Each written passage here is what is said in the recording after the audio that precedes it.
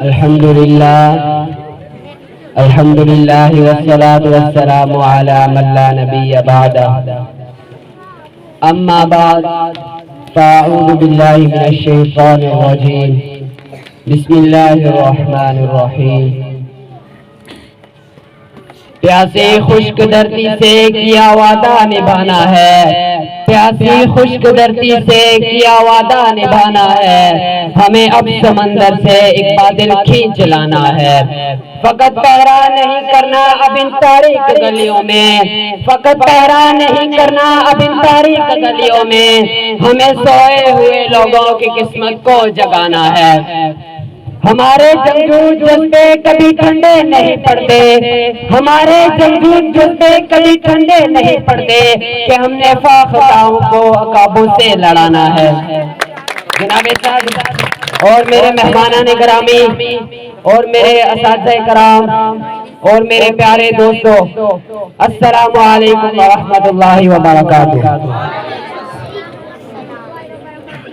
آج کے اس معزز ایوان میں میرا موضوع سخن بھارتی کشمیر میں انسانی حقوق، مقبوضہ کشمیر میں انسانی حقوق کی پامالی اور عالمی برادری کا کردار۔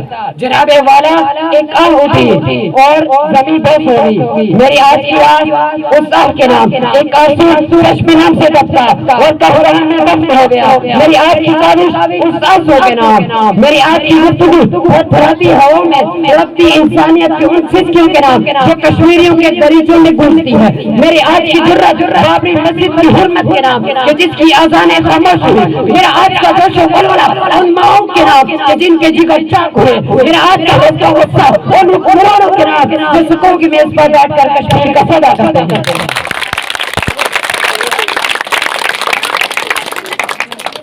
جناب صادر، آج کشمیر زخم ہے، وہ کشمیر جہاں کبھی بہتے آبشاروں کی آوازیں آتی تھی، آج عورتوں کی سسکیوں اور چیخوں کی آوازیں آتی ہیں، وہ کشمیر علم و حکمت کی جگہ جہاں کبھی تعلیم تقسیم ہوتی تھی، جہاں تدبر بانٹا جاتا تھا، جہاں صوفیہ نے جنم لیا، آج سلگتے ہوئے شعلے جنم لیتے ہیں۔ تو اس پر شاعر نے کیا خوب کہا، سرخیاں ان کی تخلیق میں مصروف رہیں، سرخیاں ان کی تخلیق میں مصروف رہیں اور ہر بے بارود اگلتے رہے اخبار کے بھی۔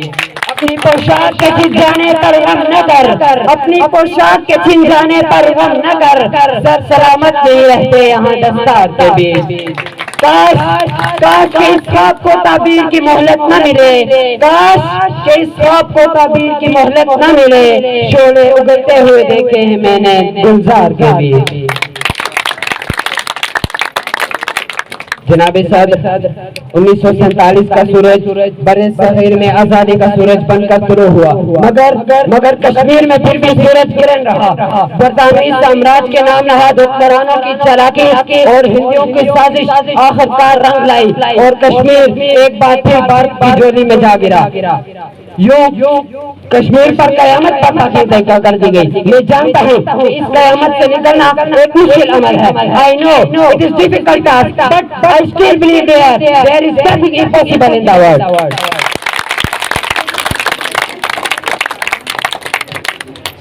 جناب صادر، کشمیر کی وادی آزادی کناروں سے گونج رہی ہے، چشموں کا پانی شہیدوں کے لہو سے سرخ ہوتا ہے۔ جناب صادر، آج پھر کشمیر سلگتا ہوا سوال بن کر اقوام عالم کے ماتھے پر چمک رہا ہے۔ جناب صادر، میری آنکھیں نم ہونے لگتی ہیں، میری زبان بولنے کی سکت کھو بیٹھتی ہے، میرا وجود کانپنے لگتا ہے جب میں اپنی ماں بہنوں کی چادروں کو ان غاصبوں کے ہاتھوں میں دیکھتا ہوں۔ افسوس آج کوئی عمر نہیں، آج کوئی خالد بن ولید نہیں، آج کوئی محمد بن قاسم نہیں جو کشمیریوں کو نمرود کی نسل سے بچا سکے۔ صدر عظیم وقار، آج ہم 21ویں صدی میں داخل ہو چکے ہیں۔ انسان نے زندگی کے ہر میدان میں ترقی کی ہے، ترقی کشمیر میں بھی ہوئی۔ جی ہاں، کشمیر بھی ترقی کرتے ہوئے ظلم و جبر کے نئے نئے طریقے ایجاد کر لیے، یہاں پر اب شیلنگ نہیں ہوتی بلکہ بلیٹ گن سے کشمیریوں کو مکمل طور پر اندھا کر دیا جاتا ہے۔ جناب صادر، 70 سال سے دوسروں کی مدد کی امید لگانے کے بعد، لاکھوں جانیں شہید کروانے کے بعد اب ہماری مدد کو کسی نے نہیں آنا۔ اب ہمیں اس بات کو سمجھنا ہوگا، ہمیں منظم ہونا ہوگا کہ اب ہماری مدد کو کسی نے نہیں آنا، جو کرنا ہے ہم نے خود کرنا ہے، ہماری مدد کو اب کسی نے نہیں آنا۔ اقوام متحدہ پر مزید رکھنے کے بجائے ہمیں منظم ہونا ہوگا۔